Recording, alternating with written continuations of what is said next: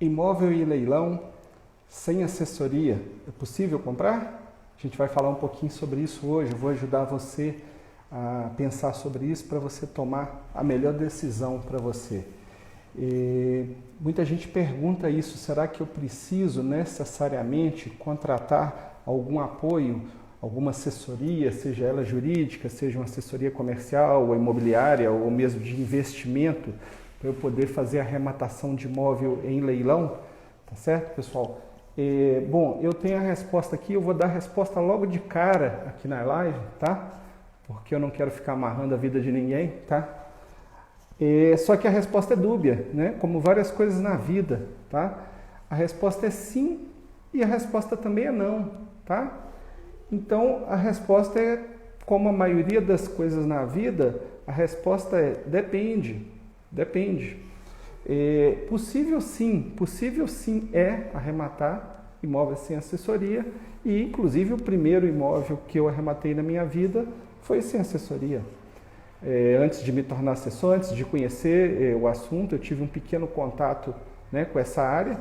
Eu tive uma conversa de poucos minutos com uma pessoa que me orientou e eu fiz uma arrematação muito bem sucedida. Agora, isso é regra? Não, isso não é regra. Então, são riscos que às vezes a gente corre conscientemente ou inconscientemente. Então, essa resposta ela está mais ligada a quantidade de risco, ao tamanho do risco que você deseja correr ou você deseja minimizar ao máximo esse risco, que é uma coisa que eu gosto de fazer. Então, essa primeira arrematação que eu fiz, né, dá um exemplo muito claro aí, real, eu fiz essa primeira arrematação e eu corri riscos que eu não sabia, entendeu? Eu corri riscos que hoje, pelo conhecimento que eu tenho de leilão, eu não sei se eu faria de novo, porque deu tudo certo, mas poderia ter dado errado, entendeu? Então, a gente precisa ter um pouquinho de precaução, tá? Precisa ter um pouquinho de precaução. Então, eu quero explicar algumas coisas que podem dar errado quando a gente tem a opção de partir para uma arrematação diretamente sem nenhum apoio, sem conhecimento daquele assunto, tá? Então, eu indico dois caminhos.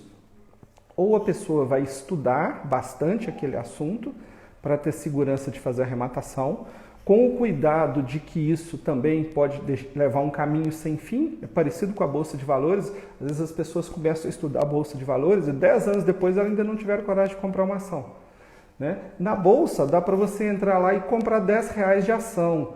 No imóvel, né, vamos pegar aí um imóvel mais barato que você vai achar no leilão, talvez seja na ordem aí de uns R$10.000. Tá certo? Mesmo comprando, né, com 50% de desconto, né, um lote, talvez bem barato, você vai comprar por uns R$10.000.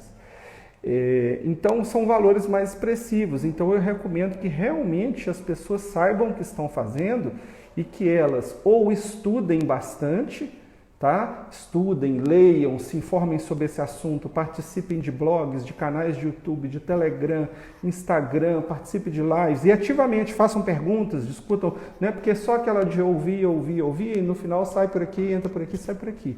Então a gente precisa ouvir, entender, discutir, participar, cadastrar nos sites de leiloeiros, acompanhar um leilão, habilitar para um leilão, estudar a documentação. Então isso é muito importante. Ou fazendo por esse caminho para tomar sozinho suas decisões, ou contratando uma assessoria, tá? Então são os dois caminhos que eu indico. Então dá para fazer sem assessoria? Dá. Agora depende do seu conhecimento. Mesmo para quem é advogado não estuda leilão especificamente numa faculdade, né? E mesmo que estudasse, dificilmente essa pessoa estaria atualizada sem estar praticando. Então, mesmo para quem vem de uma área de direito, ela tem uma certa dificuldade nessa área, tá certo? Não quer dizer que um advogado vai se dar bem, nem com leilão e nem também como cliente de um contrato, por exemplo, de alienação fiduciária, ou respondendo uma ação por não ter feito algum pagamento, né, na justiça trabalhista, ou uma ação tributária. Não quer dizer que a pessoa é advogada, ou médica, ou economista, ou assessor de investimento, que ela vai ter um bom resultado, não. Ela precisa conhecer especificamente esse assunto que a gente está falando aqui, né? Vamos falar de novo lá. Não quer dizer que o cara que faz manutenção de veículo, antigamente, né, se usava veículo a carburador, não quer dizer que quando vem injeção eletrônica esse cara continua trabalhando. Se ele não se especializou, ele ficou defasado. E talvez ele ficou um excelente mecânico para quem trabalha com carro muito antigo, carro de colecionador, que é carburado, mas o mercado tradicional de veículo, de passeio, ele perdeu. Tá? Então, essa aqui é a questão. Dá para fazer sem assessoria? Dá. Vocês concordam comigo? Se alguém quiser opinar aí, fique à vontade. Dá para fazer sem assessoria? Dá para fazer assessoria. Agora, depende do seu conhecimento. Se você não tem conhecimento, você está assumindo risco demais. Ou se você vai ter um conhecimento razoável, médio, e vai fazer uma salada danada de leilão judicial, com essa judicial, com venda direta, com leilão de banco, com leilão particular, com leilão de veículo, e faz aquela salada, começa a dar tiro para tudo quanto é lado, a chance de você ter um problema é muito grande, tá? Vou ser muito sincero com você, a chance de cair numa cilada é muito grande. Então, vou até pegar aqui um extrato do nosso treinamento, que inclusive, pessoal, amanhã é o último dia, tá? Eu estou fechando amanhã o treinamento 18 horas, tá? Eu estou fechando com o treinamento com desconto lá de mais de R$2.000. Clica lá na bio, a gente tem o link lá. E eu estou em dúvida ainda se eu vou só fechar o desconto ou se eu vou fechar o treinamento todo. Tem uma grande chance de o treinamento todo ser fechado, tá? Para a gente poder trabalhar com mais tranquilidade com a turma. Talvez ficar um tempo sem pegar novos alunos, eu ainda vou decidir, mas pelo menos o desconto já acaba amanhã, 18 horas, tá? Então vamos lá, vou pegar um pedacinho aqui que é até do curso, tá? Lá no curso eu brinco que eu resolvi falar de 20 ciladas, mas aí eu coloquei um desafio para mim de 30, né? E fiquei em dúvida se eu ia conseguir citar e explicar 30. Não só eu coloquei 30, mas eu ainda dei mais quantas? Mais 3 de gorjeta. Então, na verdade, eu me propus a fazer 20, eu fiz 30 e fechei em 33, né? Então, vamos pensar algumas ciladas aqui, tá? Que são coisas que uma assessoria ou que um estudo consistente pode te levar a evitar, tá certo? Então, vamos lá. Lembrando, pessoal, que a gente está fazendo as lives mais curtas, tá? A gente está fazendo as lives aí de 20 a 30 minutos para tentar fazer live todo dia ou quase todo dia, tá? Então vamos lá para ser bem direto, né? Então, um dos problemas que uma pessoa pode ter arrematando o imóvel sem utilizar assessoria pode ser, por exemplo, descobrir que esse imóvel você vai ter dificuldade ou vai ter um custo muito alto para regularizar esse imóvel depois por problemas de documentação, tá certo? Então, não adianta nada, às vezes a pessoa estuda um pouco o assunto e faz um plano de arrematação, faz um planejamento e fala, vou comprar esse imóvel aqui e vou vender esse imóvel dentro de 12 ou 24 meses e faz todas essas contas e talvez em 12 meses a pessoa ainda não conseguiu regularizar a documentação desse imóvel. Então, como é que ela vai vender isso sem estar regular? Ela vai começar a fazer rolo, ela vai vender coisa que não está legal, que não está documentada, vai correr risco, inclusive, de ser processado depois, né? Então, essa é uma das questões, quer dizer, esse imóvel que você está adquirindo num leilão, você tem certeza que a documentação dele está ok, que você vai ter facilidade para passar esse imóvel para o seu nome, né? Como se diz aí no jargão popular, né?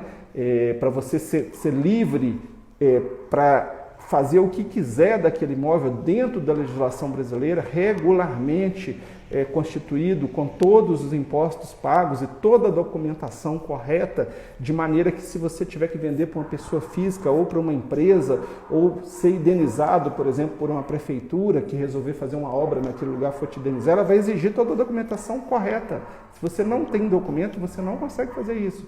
Então, um dos riscos é você fazer uma análise e às vezes focar, por exemplo, muito no preço, né? E de repente você até acertou na questão do preço, pô, beleza, achei uma barbada, estou economizando aqui na compra desse imóvel aqui 30, 40, 50, 60%, estou economizando 100, 200 mil reais, tá, beleza, mas sem documento, cara, como é que você vai transformar isso em líquido, né? Transformar esse potencial, essa jazida de diamante aí, como é que você vai pôr isso no mercado se você não tem documento? né? Então, esse é uma das questões que uma assessoria pode te ajudar muito, de fazer a verificação na documentação para chegar à conclusão que vale a pena, que não existe risco ou que o risco é muito pequeno em função do retorno que é esperado, pessoal. Porque às vezes também buscar o risco zero você não vai chegar a lugar nenhum.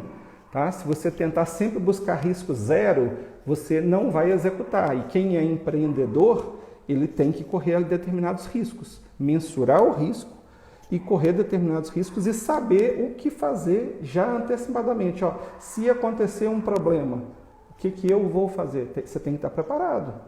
Você tem que estar preparado. Então, uma assessoria pode te ajudar nisso. Tá? Uma outra coisa que pode acontecer, vamos pegar aqui aleatoriamente aqui, ó. Número 8, tá?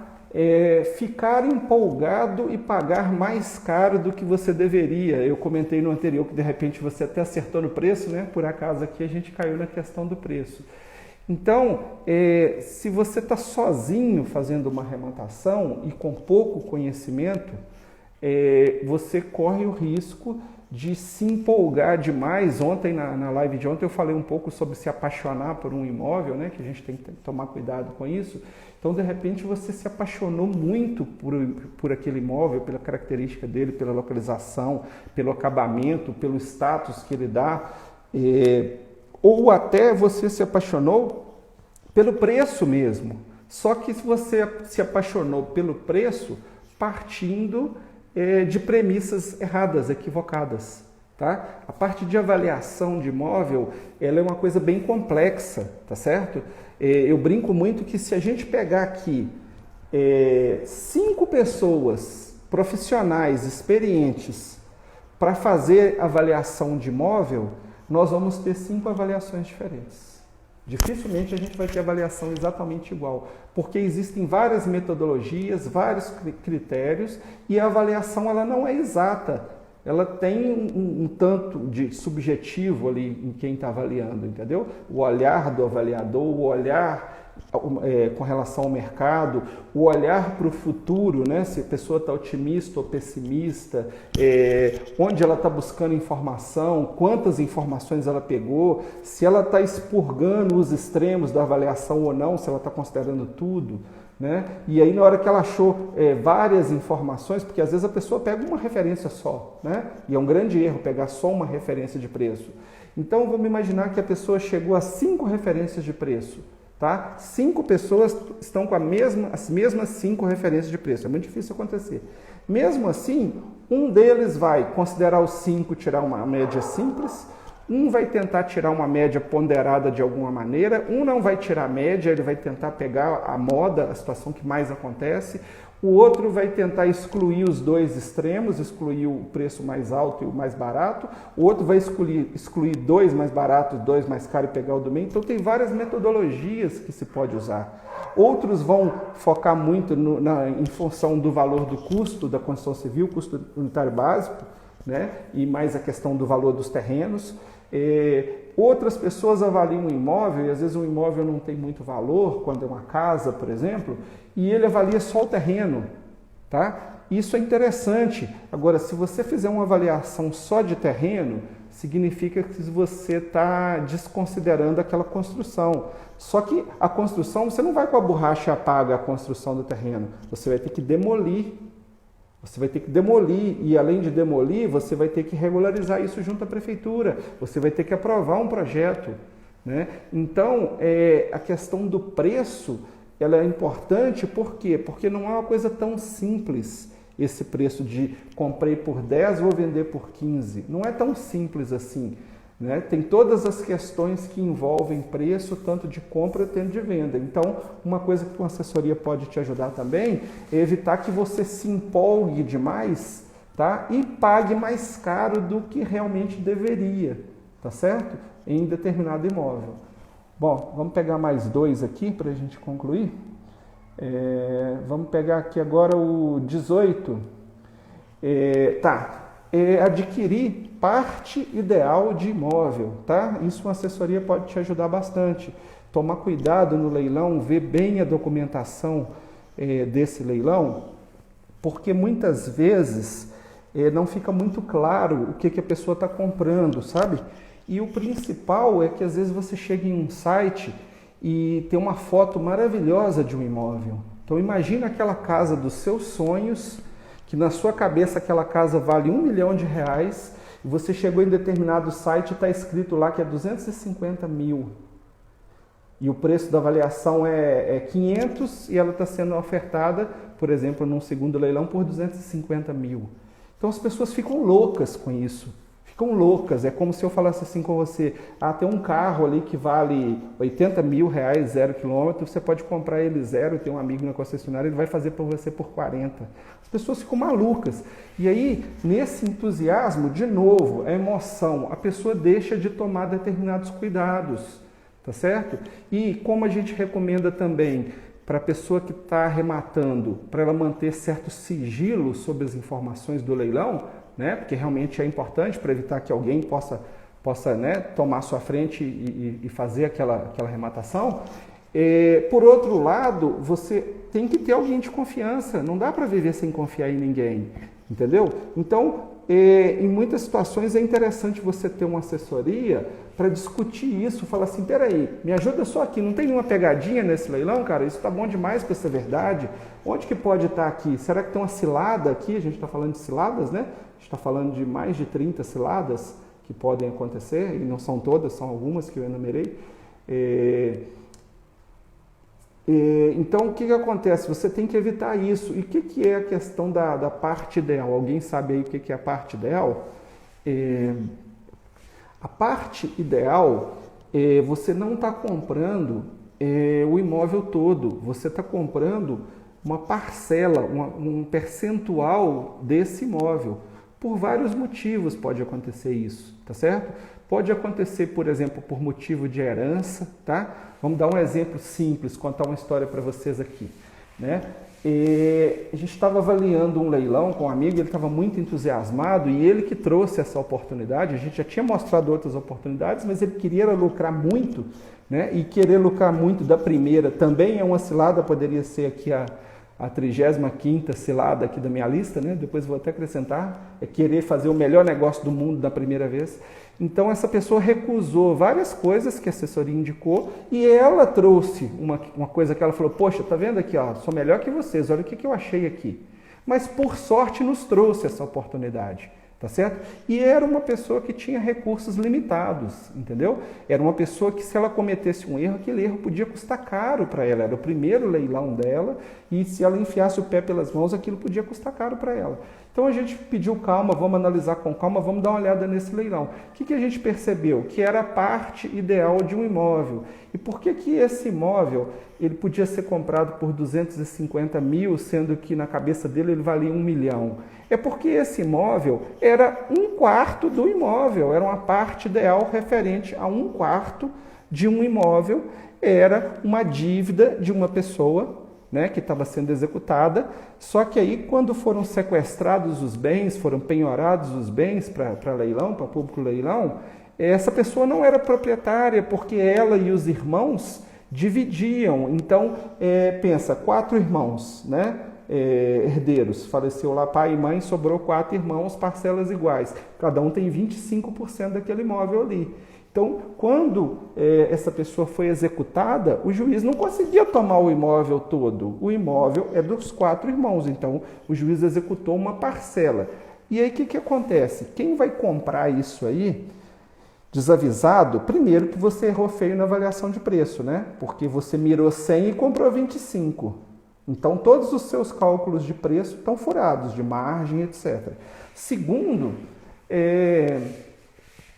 que é uma coisa muito grave também, lembra que eu falei, de repente você comprou e planejou, eu vou vender esse imóvel daqui a 6 meses, daqui a 1 ano, daqui a 2 anos, tá? Você comprou aquele imóvel, você tem sócios, entre aspas, naquele imóvel, e que muitas vezes, inclusive, estão morando naquele imóvel.